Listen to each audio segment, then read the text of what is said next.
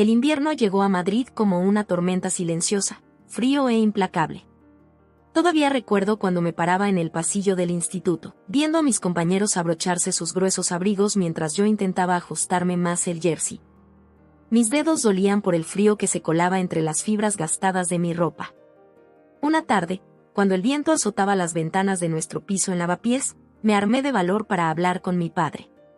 Lo encontré en el sofá, con la mirada perdida en su teléfono como siempre. La luz azulada de la pantalla iluminaba su rostro cansado, marcando surcos que antes no estaban ahí.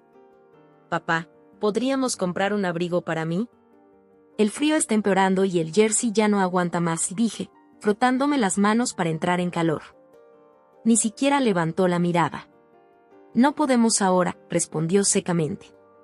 «El dinero está ajustado». Sentí un nudo en la garganta, pero asentí en silencio. No era la primera vez que escuchaba esa frase desde que mamá se fue. El dinero siempre estaba ajustado, excepto cuando Carmen, mi madrastra, decidía que no lo estaba. Más tarde esa noche, mientras cenábamos un guiso que apenas tenía sabor, Carmen intervino con esa sonrisa que nunca llegaba a sus ojos. «Abrígate con varias capas, cariño. Sobrevivirás», dijo, sirviéndole más comida a su hijo Mateo. Los jóvenes de hoy son tan blandos con el frío. Sabía lo que significaba ese cariño en sus labios, algo amargo debajo de algo dulce. Bajé la mirada hacia mi plato y seguí comiendo en silencio. Tal vez el mes que viene, pensé. Tal vez cuando las cosas mejoraran. Los días pasaron. En el instituto, mis amigos notaban que siempre llegaba temblando. Elena incluso me ofreció prestarme uno de sus abrigos, pero el orgullo me hizo rechazarlo. «Estoy bien», mentía. Se me olvidó el mío hoy. Una tarde de jueves, una semana después de mi petición, regresé del instituto para encontrar varias bolsas de El Corte Inglés sobre el sofá. El corazón me dio un vuelco pensando que quizás, pero no. Carmen estaba sacando 3 abrigos nuevos, uno para ella, otro para Mateo y otro para su hija Lucía. «Mira qué bonitos, ¿verdad?», exclamó, sosteniendo un abrigo rojo contra su cuerpo. «Iguales para mi familia». Mi padre sonrió con orgullo mientras Mateo y Lucía se probaban los suyos frente al espejo del pasillo. Yo me quedé quieta en la entrada, invisible como siempre. Carmen me miró de arriba abajo y dijo con una sonrisa torcida: «Intenta no congelarte ahí fuera, querida». Nadie se rió, pero sentí la punzada como si me hubieran abofeteado. Mi padre apartó la mirada, ocupado de repente con las etiquetas de precio que colgaban de los abrigos nuevos. No dijo nada. Nunca decía nada. Esa noche, en mi habitación, me envolví en todas las mantas que tenía y lloré en silencio. No por el abrigo, sino por lo que significaba. Por las sonrisas que intercambiaban cuando creían que no los veía. Por cómo mi padre había permitido que me convirtiera en una extraña en mi propia casa. Al día siguiente nevó por primera vez. Desde la ventana del aula, veía los copos caer suavemente sobre el patio del instituto. Todos estaban emocionados por la primera nevada, pero yo solo podía pensar en el camino de vuelta a casa, en cómo mis zapatillas se empaparían y en el frío que me acompañaría durante todo el trayecto. A la salida, me sorprendió ver a la profesora Martínez esperándome. Era mi tutora, una mujer de unos 50 años con ojos amables que siempre parecía notar más de lo que decía. «Laura, ¿tienes un minuto?», me preguntó. La seguí hasta su despacho, donde me ofreció un té caliente. Mientras lo bebía, sintiendo el calor regresar a mis dedos, ella me observaba con atención. «He notado que vienes sin abrigo adecuado», dijo finalmente. «Y que nunca te lo quitas en clase».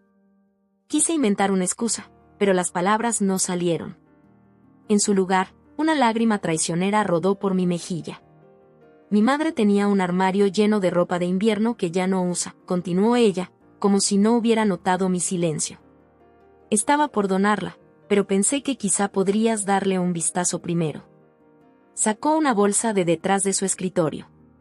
Dentro había un abrigo azul oscuro, grueso y con forro de lana. Parecía nuevo. «Era de mi hija», explicó. «Se fue a estudiar a Barcelona y dice que allí no hace tanto frío. Creo que es de tu talla». Sabía que estaba mintiendo. El abrigo todavía tenía la etiqueta escondida en el bolsillo interior, que descubrí más tarde. Pero acepté su regalo con la misma dignidad con la que había soportado el frío, en silencio, con un nudo en la garganta y un gracias apenas audible. Esa tarde, cuando llegué a casa con el abrigo puesto, Carmen arqueó una ceja. «Vaya, ¿de dónde has sacado eso?», preguntó con tono ácido. «Un regalo», respondí simplemente, y me encerré en mi habitación antes de que pudiera decir algo más. A través de la puerta, escuché su voz, seguro que es de segunda mano. Tan orgullosa, prefiere la caridad a pedir ayuda a su familia. Familia. La palabra resonó en mi cabeza mientras me quitaba el abrigo y lo colgaba cuidadosamente. Familia era lo que ellos tres formaban en el salón, riendo juntos con sus abrigos a juego. Yo solo era la hija de un matrimonio anterior, un recordatorio incómodo de otra vida. Me acosté temprano esa noche, abrazada a mi nuevo abrigo, y por primera vez en mucho tiempo, no sentí frío. Pero algo dentro de mí había cambiado. Había tomado una decisión. Ya no pediría calor a quienes solo me ofrecían indiferencia. Buscaría mi propio camino, construiría mi propio refugio lejos de ese piso en Madrid donde el frío no venía solo del invierno. No me quejé. No lloré más. Simplemente dejé de pedir cosas. Me volví parte del mobiliario, moviéndome por los rincones de la casa como una sombra. En el instituto, la profesora Martínez notaba que siempre llevaba puesto mi abrigo azul en clase, aunque la calefacción funcionaba bien. No quería quitármelo. Era mi escudo, mi única posesión verdadera. A veces, cuando todos dormían, me escapaba a la azotea del edificio. Desde allí podía ver las luces de Madrid, una ciudad que parecía tan ajena como acogedora. En esas noches frías bajo las estrellas, tejía sueños de libertad mientras los trenes pasaban a lo lejos, camino a lugares donde nadie me conocía. Los días se hicieron semanas. Mi padre no era cruel, no de manera evidente. Era simplemente ausente. Incluso cuando estaba en casa, no estaba realmente allí. Su mirada se perdía en algún punto entre la televisión y sus recuerdos, esquivando cualquier contacto con los míos. La voz de Carmen llenaba cada rincón de la casa, y yo aprendí a encogerme en esos espacios, a volverme invisible. Era más fácil pasar desapercibida. Durante las cenas, escuchaba en silencio las anécdotas de Mateo sobre su equipo de fútbol y los problemas de Lucía con su novio. Nadie me preguntaba por mi día. A veces me preguntaba si notarían mi ausencia si un día simplemente no volviera. Una noche, después de que todos se hubieran ido a dormir, encontré a mi padre solo en la cocina. Estaba mirando una vieja foto donde aparecíamos mamá, él y yo, en el retiro, cuando yo tenía 6 años. ¿La echas de menos?, pregunté, sorprendiéndome incluso a mí misma por romper nuestro silencio habitual. Mi padre levantó la mirada, como despertando de un largo sueño. Sus ojos se humedecieron por un momento, pero enseguida apartó la vista. Todo era más fácil entonces, murmuró, guardando la foto en su bolsillo. Quise decirle que podía seguir siendo fácil, que solo tenía que verme, defenderme, ser mi padre como antes.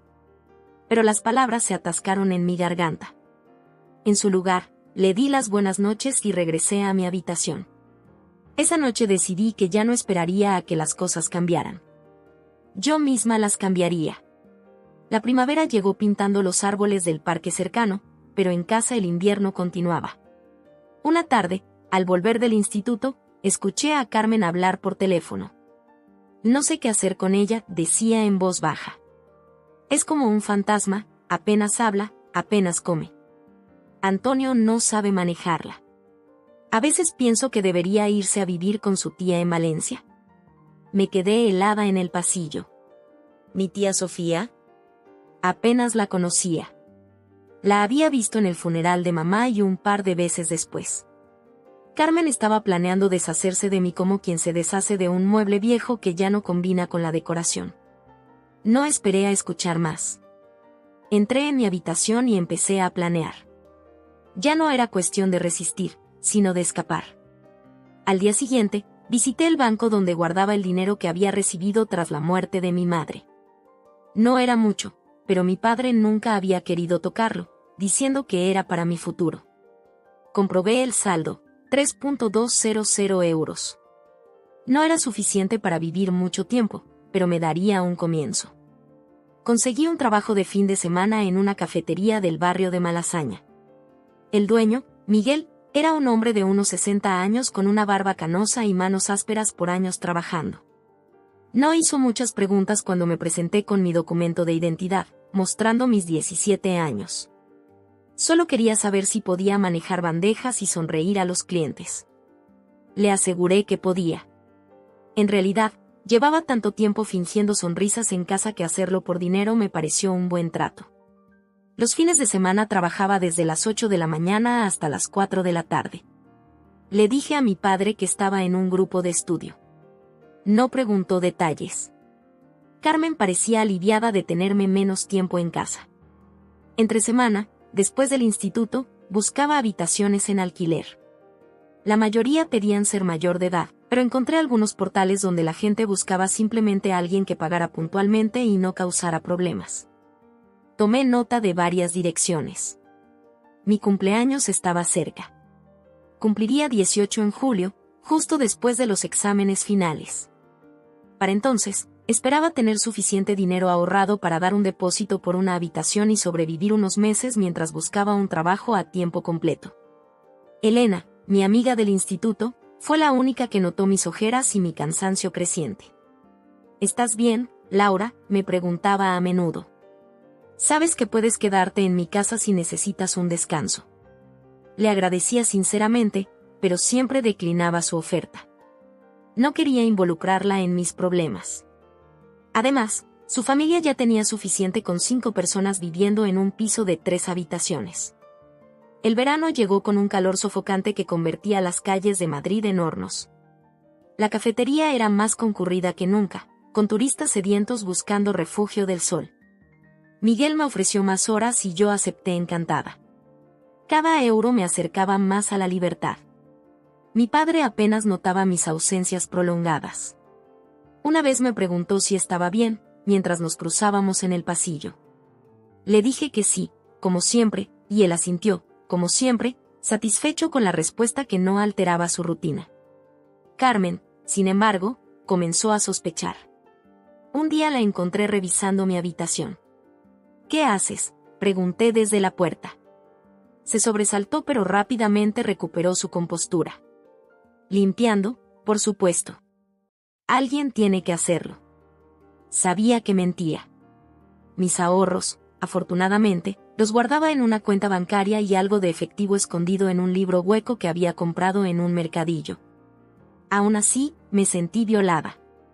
Ese pequeño espacio era lo único mío en aquella casa, y ni siquiera eso respetaban. Esa noche, mientras cenábamos en incómodo silencio, Carmen dejó caer la pregunta: ¿dónde pasas tanto tiempo últimamente, Laura? Estudiando, respondí sin levantar la vista del plato. Y con amigos. ¿Qué amigos? Nunca traes a nadie a casa. No mencioné qué era porque me avergonzaba cómo me trataban, como Carmen fingía ser la madre perfecta frente a extraños solo para después ignorarme en cuanto se cerraba la puerta. Prefiero ir a sus casas, dije simplemente. Mi padre se aclaró la garganta, incómodo como siempre con la tensión entre nosotras. Laura saca buenas notas. Déjala en paz, Carmen. Fue una de las pocas veces que me defendió, aunque débilmente. Carmen le lanzó una mirada afilada pero no insistió. El día de mi cumpleaños, no hubo celebración. Mi padre me dio 50 euros y una tarjeta firmada por los 3. Carmen hizo un pastel que comimos después de cenar, mientras ella hablaba de los planes de vacaciones familiares a Benidorm. Planes que, por supuesto, no me incluían. Podrías quedarte con tu tía Sofía esas semanas, sugirió, como quien no quiere la cosa. No será necesario, respondí, sonriendo por primera vez en meses. Ya he hecho mis propios planes. 3 días después, firmé el contrato de alquiler de una pequeña habitación en un piso compartido en Vallecas. Era pequeña, con apenas espacio para una cama, un escritorio y un armario, pero tenía una ventana que daba a un patio interior lleno de ropa tendida y plantas. Me pareció el lugar más hermoso del mundo. Empaqué mis cosas en 2 maletas y una mochila. No tenía mucho que llevar, ropa, libros, algunos recuerdos de mi madre y, por supuesto, el abrigo azul que me había dado la profesora Martínez. Mi padre estaba en el trabajo cuando me fui. Le dejé una nota explicándole dónde estaría, aunque sin dar la dirección exacta. También le agradecí por todo lo bueno que había hecho por mí en el pasado, antes de que la tristeza lo consumiera. No mencioné a Carmen. Cuando cerré la puerta de aquel piso por última vez, sentí como el peso de los años de silencio se aligeraba. El verano aún no acababa, pero para mí, el invierno silencioso por fin había terminado. Los primeros días en mi nueva habitación fueron extraños. El silencio tenía otro sabor, era un silencio elegido, no impuesto. A veces me despertaba sobresaltada en mitad de la noche, desorientada, buscando las familiares sombras de mi antigua habitación. Pero luego recordaba dónde estaba y sonreía en la oscuridad. Mi nuevo hogar era un piso compartido con 3 personas más: Javier, un estudiante de enfermería de 23 años, Marcela, una colombiana de 30 que trabajaba en una peluquería, y don Pedro, el dueño del piso. Un jubilado que ocupaba la habitación más grande y que apenas salía de ella excepto para cocinar guisos que llenaban el pasillo de aromas que me recordaban a mi abuela. «Eres muy joven para vivir sola», me dijo don Pedro la primera noche, mientras me ofrecía un plato de lentejas. «¿Tus padres saben que estás aquí?» «Sí», respondí, sin entrar en detalles. «Estoy estudiando y trabajando. Quiero ser independiente». Me miró por encima de sus gafas con ese tipo de mirada que parece atravesarte, pero no hizo más preguntas. Solo asintió y dijo: «Las lentejas están mejor al día siguiente. Te dejaré un tupper en la nevera». Así comenzó mi nueva rutina. Por las mañanas temprano salía hacia la cafetería donde seguía trabajando, ahora a tiempo completo. Miguel me había ascendido a encargada del turno de mañana, lo que significaba algo más de dinero. Las tardes las dedicaba a buscar otro trabajo para complementar y a estudiar. Había decidido presentarme a las pruebas de acceso a la universidad para mayores de 25 años, a pesar de tener solo 18. Siempre me había gustado aprender, y la idea de estudiar una carrera me daba un objetivo más allá de la mera supervivencia. Mi habitación fue transformándose poco a poco. Al principio era impersonal, con paredes desnudas y apenas lo básico. Pero cada semana añadía algo: una planta pequeña que compré en el mercado de Vallecas, un póster de un cuadro de Sorolla que me recordaba a las vacaciones en Valencia con mi madre, una pequeña estantería que encontré abandonada en la calle y que lijé y pinté de azul. Objetos pequeños con significados grandes. A mi padre le escribí un mensaje corto una semana después de irme, solo para que supiera que estaba bien. Me contestó con un escueto: «Cuídate, hija. Avísame si necesitas algo». No respondí. No necesitaba nada de él, no ahora. Una tarde, mientras regresaba del trabajo, me encontré con mi antigua profesora Martínez en el metro. Me alegré tanto de verla que la abracé sin pensar, sorprendiéndonos a ambas. «Laura, ¿cómo estás?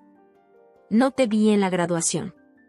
«No pude ir», respondí, sin mencionar que ese día había sido mi primer turno completo en la cafetería. «Pero estoy bien, muy bien en realidad». Tomamos un café en una terraza cerca de la estación de Atocha. Le conté sobre mi nueva vida, omitiendo las partes más difíciles. Ella me escuchaba con atención, como siempre hacía. «Estoy orgullosa de ti», dijo finalmente. «No muchos tienen tu coraje a tu edad. Pero no dejes de estudiar, ¿me lo prometes? Tienes una mente brillante». Le prometí que no lo haría. Antes de despedirnos, me dio su número de teléfono. «Para cualquier cosa», insistió. «No dudes en llamarme». Guardé su número como un amuleto, un recordatorio de que no estaba tan sola como a veces me sentía. El otoño llegó, y con él, un nuevo trabajo como cuidadora de niños en las tardes. Era la hija de un cliente habitual de la cafetería que necesitaba ayuda después del colegio. 2 niños, Dani y Sofía, de 8 y 6 años. Su madre, Ana, era médica y trabajaba turnos imposibles en un hospital público. Me pagaba bien y, lo mejor, podía estudiar mientras los niños hacían sus deberes o después de que se durmieran. Mi habitación se convirtió en mi refugio, mi universidad y mi oficina. Las noches las pasaba estudiando, recuperando la educación que había desatendido en mi último año de instituto. Don Pedro a veces me traía té y se quedaba un rato hablándome de sus años como profesor de literatura en un instituto, antes de jubilarse. Me recomendaba libros y a veces discutíamos sobre los que ambos habíamos leído. Deberías ir a la biblioteca municipal, me sugirió una noche. Tienen todos los libros que necesitas para preparar el acceso y es gratis. Seguí su consejo. La biblioteca se convirtió en mi segundo hogar. Sus grandes mesas, el silencio respetuoso, el olor a papel y conocimiento. Allí conocí a Pablo, un chico de mi edad que también estudiaba por su cuenta. Tenía una risa contagiosa y una pasión por la historia que hacía que incluso las guerras más sangrientas sonaran como fascinantes aventuras. ¿Por qué no vienes a nuestro grupo de estudio?, me propuso un día. Somos 4, nos reunimos los domingos. Cada uno explica un tema y así avanzamos más rápido. Acepté, aunque con cierta reticencia. No estaba acostumbrada a hacer amigos, a confiar. Pero el grupo resultó ser exactamente lo que necesitaba. Diferentes perspectivas, risas entre temas serios, el apoyo de personas que entendían lo que era luchar por una oportunidad.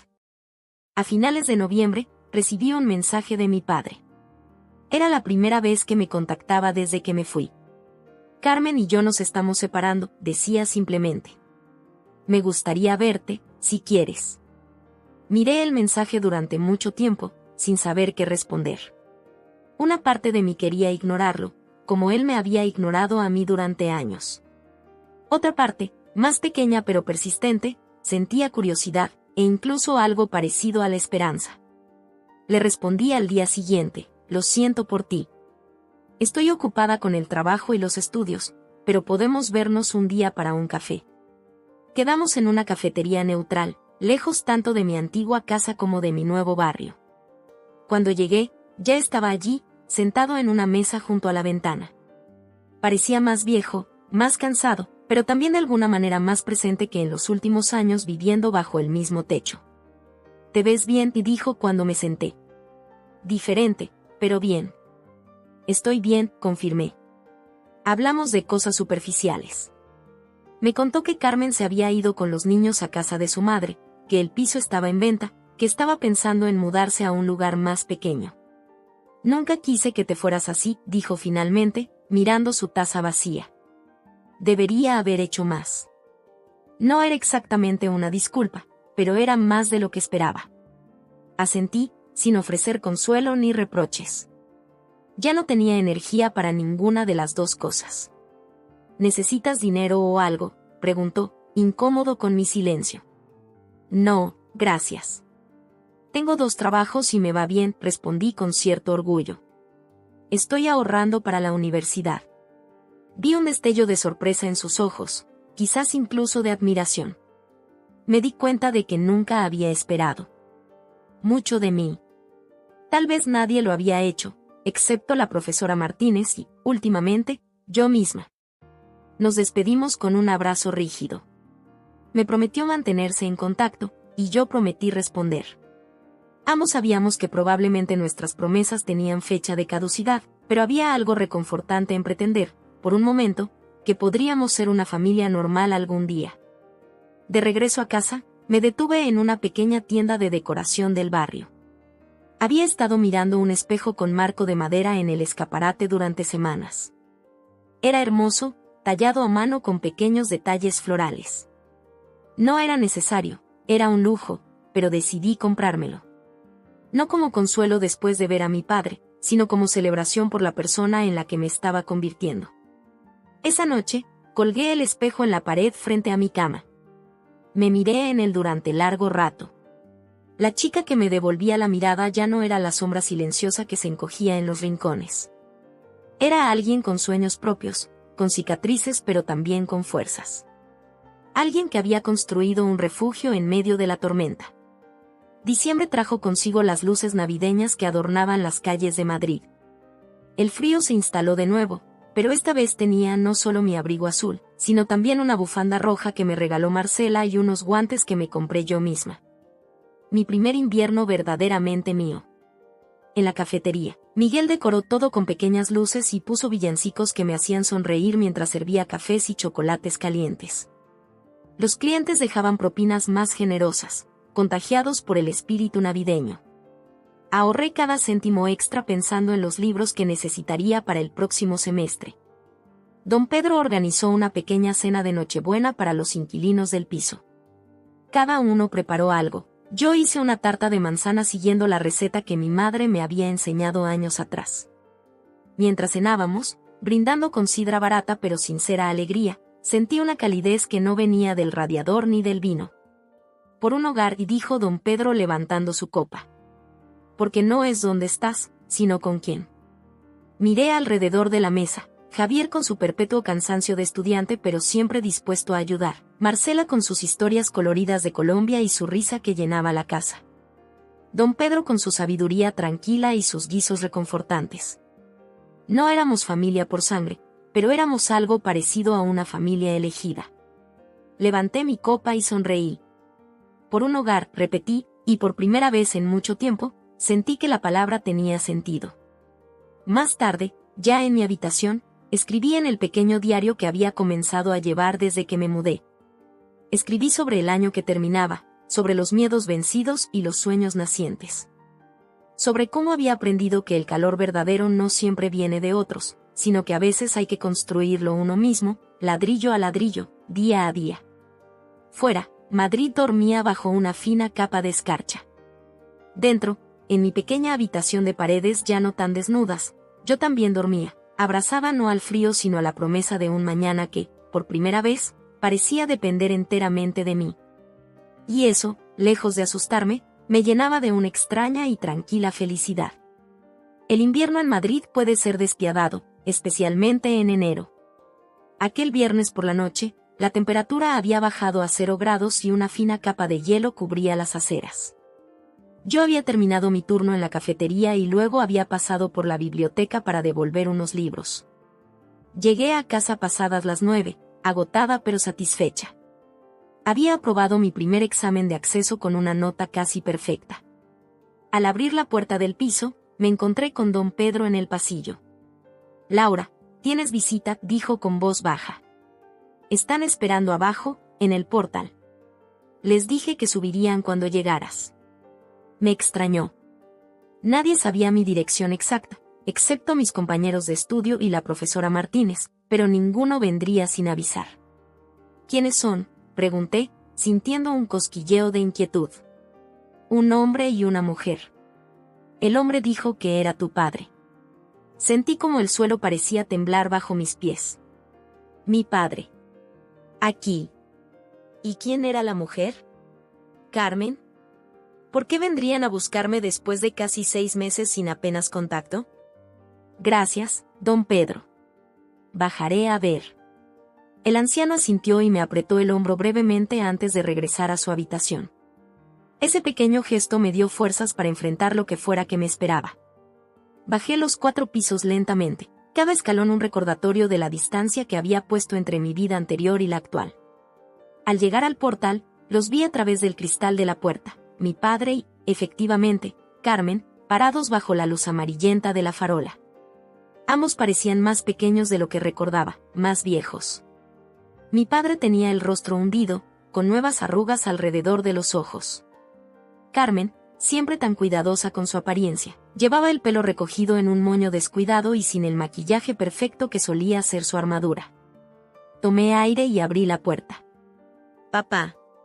«Carmen», dije a modo de saludo, sin moverme para dejarles pasar. «Laura», respondió mi padre con voz ronca. «Perdona por venir así, pero necesitamos hablar contigo». «Te escucho», dije, cruzándome de brazos, más por protección que por hostilidad. Mi padre miró a ambos lados de la calle, incómodo. «¿Podemos subir? Hace mucho frío aquí fuera». Dudé, pero finalmente asentí. Mi hogar era ahora un espacio seguro, y ya no temía que ellos pudieran arrebatármelo. «4º piso, sin ascensor», advertí, girándome para empezar a subir. Les oí seguirme, sus pasos pesados en la escalera. Carmen resoplaba en el 2º piso, y para cuando llegamos arriba, ambos jadeaban. Les guié hasta la pequeña sala compartida del piso, donde por fortuna no había nadie en ese momento. ¿Queréis algo de beber?, pregunté, más por cortesía aprendida que por verdadera hospitalidad. Un vaso de agua, por favor, dijo mi padre, sentándose en el borde del sofá como si temiera romperlo. Cuando regresé con el agua, noté que Carmen no había dicho ni una palabra. Tenía los ojos enrojecidos, como si hubiera llorado recientemente, y evitaba mirarme directamente. ¿Qué ocurre?, pregunté, colocándome frente a ellos en la única silla disponible. Mi padre bebió un largo trago de agua, como buscando valor en el líquido transparente. Hemos perdido el piso, dijo finalmente, con la voz quebrándose al final de la frase. El banco ejecutó la hipoteca. Sentí una extraña mezcla de emociones, sorpresa, confusión, y algo parecido a una amarga satisfacción que inmediatamente me avergonzó. ¿Cómo es posible? Creía que ibais a venderlo. Nadie quería comprarlo al precio que necesitábamos, explicó mi padre. Llevaba años pagando. Con retraso, mucho antes de que Carmen y yo, bueno, desde que tu madre enfermó. Los intereses se acumularon y no pude mantener los pagos después de que Carmen se fuera. Así que no era una visita de reconciliación familiar. Era una visita de desesperación. ¿Dónde están Mateo y Lucía?, pregunté, notando su ausencia. Carmen habló por primera vez, su voz apagada, tan diferente a la que recordaba resonando por toda la casa. Están en el coche, abajo. Tienen frío, dijo, y luego añadió en un susurro, tienen miedo. Miré por la ventana y efectivamente, vi un viejo Seat aparcado justo debajo. En la oscuridad del interior, distinguí dos siluetas en el asiento trasero. ¿Qué ha pasado con tus padres, Carmen? Creí que os habíais ido a vivir con ellos. Se retorció las manos, un gesto que nunca le había visto hacer. Mi madre murió hace 2 meses. Cáncer. La casa la heredó mi hermano y no nos quiere allí. Dice que ya hizo suficiente dejándonos quedar este tiempo. Sentí una punzada de compasión involuntaria. Perder a una madre era un dolor que yo conocía demasiado bien. Lo siento, dije con sinceridad. ¿Y tú, papá? ¿Qué pasó con tu trabajo? La empresa cerró la oficina de Madrid. Me ofrecieron trasladarme a Valencia, pero no podía dejar a Carmen sola con los niños en ese momento, con su madre enferma. Después encontré otro trabajo, pero el sueldo es mucho menor. Los miré a ambos, estas personas que una vez tuvieron tanto poder sobre mí. Ahora parecían desinflados, como globos el día después de una fiesta. Hemos intentado todo, continuó mi padre. Pedimos ayuda a los servicios sociales, pero las listas de espera para vivienda social son interminables. Intentamos alquilar algo, pero nadie nos acepta sin nóminas estables o avales. Hemos dormido en el coche las últimas 3 noches. Se hizo un silencio pesado, interrumpido solo por el zumbido del refrigerador en la cocina. ¿Por qué habéis venido aquí?, pregunté, aunque ya conocía la respuesta. No teníamos a dónde ir, respondió mi padre, mirándome directamente por primera vez. Eres la única familia que nos queda. Familia. Esa palabra de nuevo. La misma que no se aplicaba a mí cuando vivíamos bajo el mismo techo. No tenemos derecho a pedirte nada, añadió Carmen, con la voz quebrada. Sé que no te traté como debía. Pero los niños. Mateo y Lucía no tienen la culpa de nada. Tenía razón en eso. Los niños no tenían culpa. Pensé en ellos abajo, acurrucados en el coche helado. Pensé en las noches que yo había pasado temblando de frío en mi habitación. Pensé en cuánto había deseado que alguien viniera a rescatarme. Me levanté y fui hasta la ventana. La noche había empeorado, ahora caía una lluvia helada que golpeaba los cristales con furia. ¿Qué es lo que queréis exactamente?, pregunté, aún de espaldas a ellos.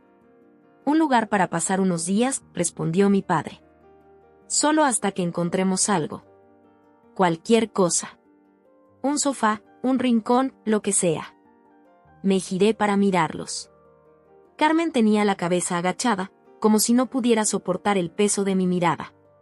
Mi padre parecía haber envejecido 10 años en los últimos minutos. Este no es solo mi piso, dije lentamente.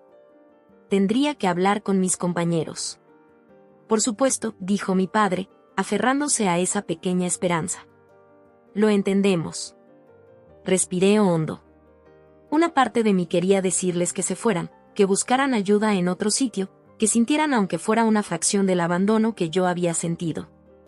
Pero otra parte, quizás la que aún recordaba al padre que me leía cuentos antes de dormir, o incluso a la Carmen que conocí por primera vez, antes de que la amargura la consumiera, me impedía cerrarles la puerta. Iré a buscar a los niños, dije finalmente. No pueden quedarse ahí fuera con este tiempo. Mientras, hablaré con don Pedro. Vi cómo sus rostros se iluminaban con alivio. Se levantaron torpemente, agradeciendo en voz baja, casi sin atreverse a creer que les estaba dando una oportunidad. Cuando salieron, me quedé sola en la sala, con el corazón latiendo fuertemente. ¿Estaba haciendo lo correcto? ¿O estaba cayendo de nuevo en la trampa de buscar su aprobación? Antes de que pudiera responderme, oí el timbre de la puerta. Habían vuelto, y esta vez con dos sombras más pequeñas detrás. Mateo y Lucía, mojados por la lluvia, mirándome con una mezcla de curiosidad y temor. Y en ese momento, mientras abría la puerta para dejarlos pasar, me di cuenta de algo importante. Ya no era la misma persona que había huido de casa 6 meses atrás. Ya no necesitaba su amor ni su aprobación. Lo que hacía ahora, lo hacía desde mi fortaleza, no desde mi debilidad. Y eso marcaba toda la diferencia. Don Pedro resultó ser más comprensivo de lo que esperaba. Cuando le expliqué la situación, asintió gravemente y dijo algo que no olvidaré: la vida es un círculo, Laura. Hoy das lo que mañana podrías necesitar. Le prometí que sería temporal, que me aseguraría de que respetaran las normas de la casa. Acordamos que podrían quedarse en la sala común por un máximo de 2 semanas. Tendría que hablar también con Javier y Marcela, pero don Pedro, como propietario, tenía la última palabra. Cuando regresé a la sala, los 4 estaban de pie, apiñados en un rincón como si temieran ocupar demasiado espacio. Mateo y Lucía habían crecido desde la última vez que los vi. Él tenía ahora 15 años y comenzaba a mostrar la silueta desgarbada de la adolescencia. Lucía, con sus 13 años, ya no era la niña que recordaba. Sus ojos mostraban una madurez prematura que me resultaba dolorosamente familiar. Podéis quedaros, anuncié. Pero solo por 2 semanas. Es el tiempo máximo que ha aceptado el dueño. Vi el alivio inundar sus rostros. Carmen se llevó una mano a la boca, como ahogando un sollozo. Mi padre murmuró un gracias casi inaudible. Tendremos que organizarnos, continué, adoptando un tono práctico. El baño se comparte, igual que la cocina. Hay horarios para todo, y tendréis que respetarlos. Asintieron como niños obedientes recibiendo instrucciones. Qué ironía, pensé. Ahora yo dictaba las normas. ¿Habéis cenado?, pregunté, notando las mejillas hundidas de Lucía. Negaron con la cabeza. Les indiqué que se sentaran mientras yo iba a la cocina. Abrí el refrigerador y saqué los ingredientes para preparar una tortilla de patatas, el plato más reconfortante que se me ocurrió. Mientras pelaba las patatas, sentía una extraña calma. No había odio ni resentimiento en mis acciones, solo una especie de distancia protectora, como si estuviera observando la escena desde fuera. Carmen entró a la cocina tímidamente, ofreciéndose a ayudar. Acepté con un gesto breve. Trabajamos en silencio, ella cortando la cebolla, yo batiendo los huevos. Era bizarro, casi surrealista, compartir ese espacio pequeño con la mujer que había convertido mi adolescencia en un invierno perpetuo. Laura, dijo de repente, sin mirarme, su voz apenas un susurro, nunca quise que las cosas fueran así. No respondí de inmediato. Vertí el aceite en la sartén y esperé a que se calentara, observando cómo las ondas se formaban en la superficie dorada. Así como, exactamente, pregunté finalmente, manteniendo mi voz neutra. Ella suspiró, un sonido largo y cansado que parecía venir de muy adentro. Yo también fui hijastra una vez, dijo, sorprendiéndome. Mi padre se casó de nuevo cuando yo tenía 10 años. Su nueva esposa me odiaba. Me prometí que si alguna vez estaba en su posición, sería diferente. Añadí las patatas al aceite caliente, que chisporroteó en protesta. ¿Qué pasó entonces? No lo sé, admitió, pasándose una mano por el pelo desaliñado. Supongo que el miedo. Temía que tu padre siguiera enamorado de tu madre, que yo y mis hijos siempre fuéramos segundos en su corazón. Así que construye una muralla. Nosotros contra el mundo. Y tú quedaste fuera. Removí las patatas mecánicamente, absorbiendo sus palabras. No justificaban nada, pero arrojaban una luz diferente sobre nuestro pasado compartido. ¿Por qué me dices esto ahora?, pregunté. Porque ya no tengo nada que perder, respondió simplemente. Y porque te lo debo. Terminamos de cocinar en silencio. Cuando la tortilla estuvo lista, la servimos en un plato grande. Regresamos a la sala donde mi padre y los niños esperaban, hambrientos y agotados. Cenaron como si no hubieran comido en días, quizás era cierto. Yo tomé un poco por cortesía, pero no tenía hambre. Mi mente estaba demasiado ocupada procesando todo lo que estaba sucediendo. Después de cenar, saqué mantas y almohadas que don Pedro me había prestado. Improvisamos camas en el suelo y en el sofá. Mi padre insistió en que los niños tomaran el sofá mientras él y Carmen dormirían en el suelo. Nosotros estaremos bien, y dijo él. Estamos acostumbrados. Esa frase me golpeó. ¿Acostumbrados? ¿Cuánto tiempo llevaban así? ¿Cuánto sufrimiento habían pasado antes de venir a buscarme? Me retiré a mi habitación prometiendo despertarlos temprano para que no molestaran a mis compañeros de piso. Antes de cerrar la puerta, vi a mi padre arropando a Lucía, que ya se había quedado dormida, agotada. Por un momento, recordé cuánto había anhelado ese mismo gesto de cariño durante los años fríos. Me senté en mi cama, abrazándome las rodillas. No sabía cómo sentirme. No había triunfo en ver a mi familia caída en desgracia, pero tampoco podía ignorar la justicia poética de la situación. Ellos, que una vez tuvieron todo el poder, ahora dependían de mi caridad. Yo, la desechada, ahora era el refugio. Esa noche dormí poco. Los recuerdos se mezclaban con el presente, y cada vez que cerraba los ojos veía a Lucía, con el mismo miedo que yo había sentido, o a Mateo, tratando de ser fuerte cuando era solo un niño. A la mañana siguiente, me desperté antes del amanecer. Era sábado, pero tenía turno en la cafetería. Me moví silenciosamente por el piso, preparándome para salir. Cuando pasé por la sala, vi a mi padre ya despierto, sentado junto a la ventana, mirando la calle que comenzaba a iluminarse. Me detuve en el umbral. Él giró la cabeza y nuestras miradas se cruzaron. Había algo nuevo en sus ojos, algo que nunca había visto antes. ¿Vergüenza? ¿Arrepentimiento? No estaba segura. Buenos días, susurró para no despertar a los demás. Buenos días, respondí. Tengo que ir a trabajar. Volveré por la tarde. Asintió. Parecía querer decir algo más, pero no encontraba las palabras. Me di la vuelta para irme, pero entonces él habló. Laura, yo, lo siento. Por todo. Me quedé quieta, con la mano en el pomo de la puerta. Era la primera vez que se disculpaba. No era suficiente, nunca sería suficiente para compensar años de negligencia y abandono emocional. Pero era algo. ¿Por qué nunca me defendiste?, pregunté, dándole la espalda aún. La pregunta que había ardido dentro de mí durante años finalmente salía a la superficie. Hubo un silencio largo. Cuando él habló, su voz estaba llena de una tristeza que nunca le había oído antes. Porque era un cobarde, dijo simplemente. Porque después de perder a tu madre, tenía tanto miedo de quedarme solo que permití cosas que sabía que estaban mal. Traicioné mi deber como padre. Me giré lentamente. Él tenía la cabeza inclinada, como si el peso de sus palabras fuera demasiado para sostenerla.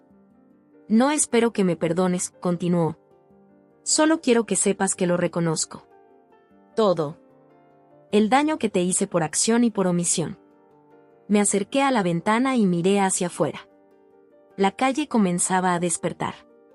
Un arrendero pasaba con su carrito, recogiendo las hojas mojadas de la noche anterior. La vida continuaba, imparable. Entonces lo dije, lento y calmado, hace frío ahí fuera, ¿verdad?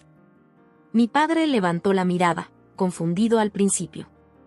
Luego la comprensión se dibujó en su rostro. Recordaba.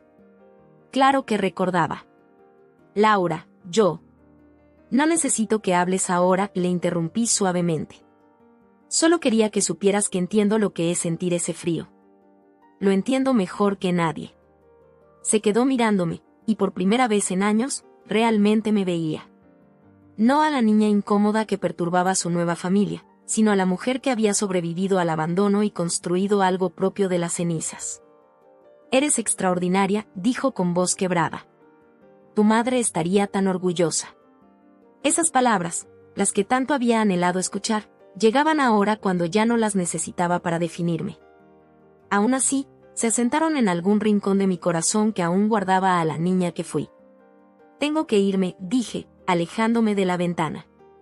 Hay café en la cocina y pan en la alacena. Podéis desayunar, pero intentad no hacer ruido hasta las 9.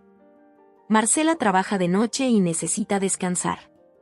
Él asintió, agradecido por el cambio de tema, por la normalidad práctica que ofrecían mis instrucciones. Antes de salir, añadí una cosa más: cuando vuelva, hablaremos de cómo encontrar una solución más permanente para vosotros. Hay recursos, programas de ayuda. No tenéis que vivir así. Gracias, dijo simplemente. Salí al frío de la mañana de Madrid, envuelta en mi abrigo azul. El mismo que había simbolizado tanto para mí. Mientras caminaba hacia la cafetería, sentí que algo se desenredaba dentro de mí, un nudo que había estado ahí tanto tiempo que ya formaba parte de mi anatomía. No era perdón, no exactamente. Era algo más complejo. Una comprensión de que el dolor no siempre viene de la crueldad deliberada, sino a veces de la debilidad humana. Mi padre había sido débil. Carmen había sido insegura. Y yo, la víctima de esa combinación tóxica, ahora era lo suficientemente fuerte para verlo sin que me destruyera. Por primera vez en mucho tiempo, respiré profundamente el aire frío de la mañana y sentí que llenaba completamente mis pulmones. Los días siguientes establecieron una extraña rutina. Yo salía temprano a trabajar, primero en la cafetería y luego cuidando a los niños de Ana. Mi familia, porque a pesar de todo, seguían siendo mi familia, se adaptaba lentamente al ritmo de nuestra casa compartida. Carmen se ofreció para cocinar y limpiar, tratando de compensar de alguna manera nuestra hospitalidad. Mi padre pasaba los días buscando trabajo, saliendo cada mañana con un currículum actualizado que le había ayudado a preparar en mi ordenador. Mateo y Lucía fueron los que mejor se adaptaron. Después de la tensión inicial, encontraron en don Pedro a un abuelo sustituto que les contaba historias de la guerra civil y les enseñaba a jugar al ajedrez.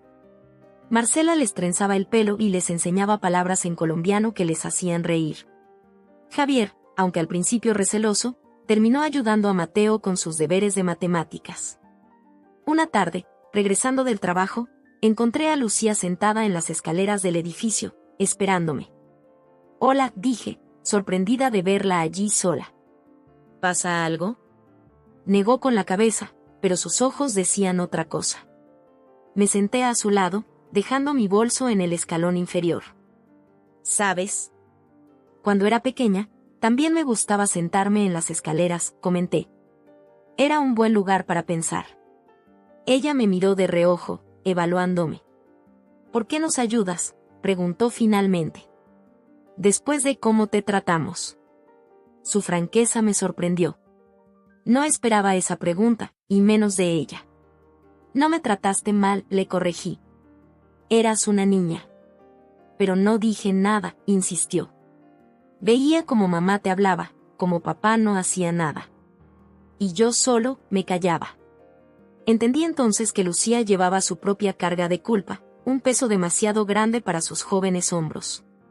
Escucha, dije, girándome para mirarla directamente. Tú no tenías la responsabilidad de protegerme.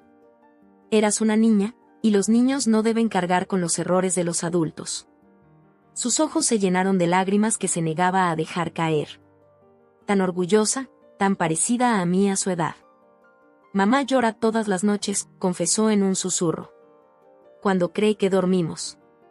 Y papá se sienta en el balcón aunque haga frío, mirando a la nada durante horas. Sentí una punzada de compasión. Ellos también estaban rotos, a su manera. Las personas cometen errores, Lucía. Algunos muy graves. Pero eso no significa que no puedan cambiar, que no merezcan otra oportunidad. ¿Los has perdonado?, preguntó, y la sencillez de su pregunta contrastaba con la complejidad de lo que me pedía. Respiré hondo antes de responder. Estoy aprendiendo que el perdón no es un momento único, sino un proceso. A veces lo siento, otras veces la herida sigue ahí. Pero ya no dejo que el dolor defina quién soy. Pareció reflexionar sobre mis palabras, asimilándolas con una madurez que me recordaba dolorosamente a mí misma. Creo que eres muy valiente, dijo finalmente. Yo no sé si podría hacer lo que tú haces. Sonreí, conmovida por su sinceridad.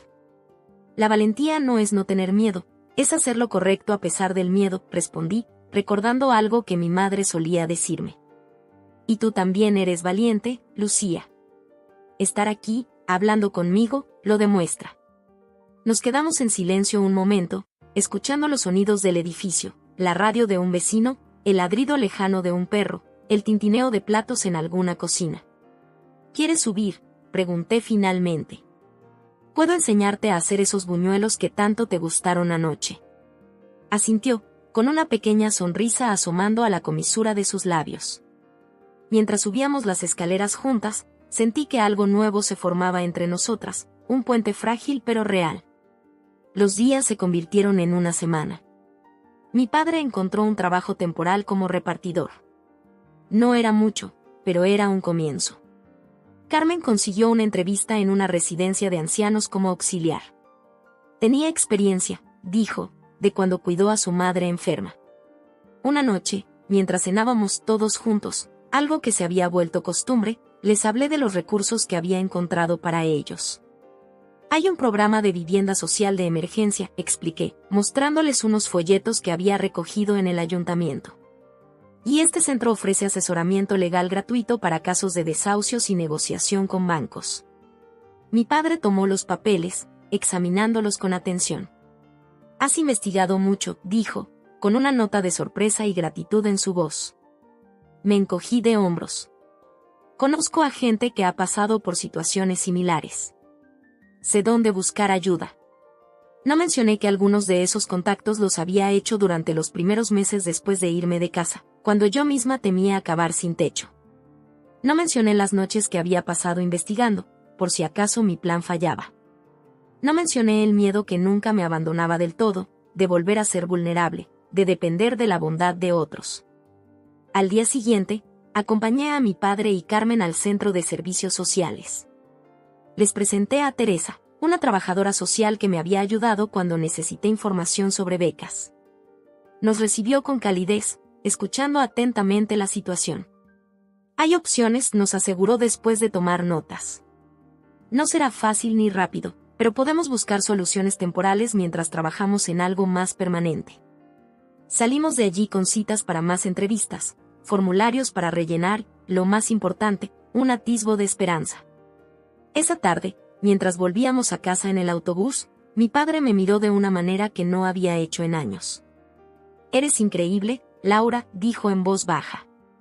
No sé cómo agradecerte todo esto. No lo hago para que me agradezcas, respondí honestamente. Lo hago porque es lo correcto. Lo sé, dijo, y por primera vez, le creí.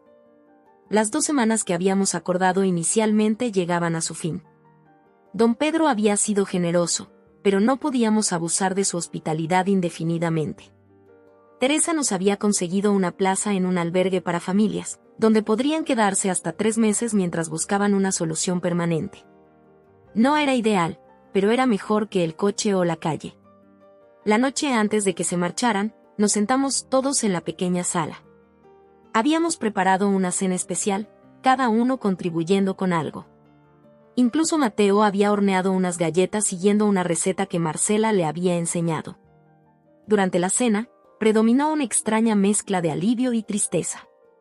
Alivio porque habían encontrado un camino a seguir, tristeza porque, a pesar de todo, habíamos formado una especie de comunidad improvisada estos días. Quiero brindar, dijo don Pedro, levantando su copa de vino. Por los nuevos comienzos y las segundas oportunidades.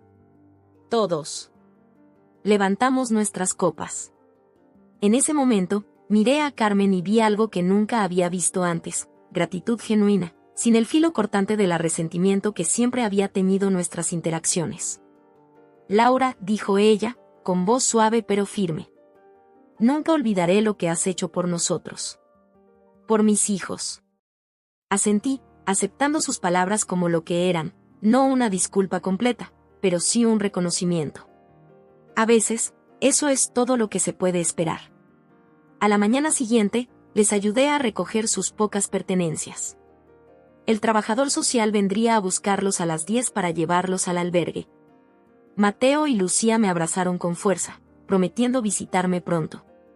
Carmen me estrechó la mano, un gesto formal pero sincero. Mi padre fue el último en despedirse. No sé si alguna vez podrás perdonarme completamente, dijo, parado en el umbral de la puerta. Pero quiero que sepas que estoy orgulloso de la mujer en la que te has convertido. A pesar de mí, no gracias a mí.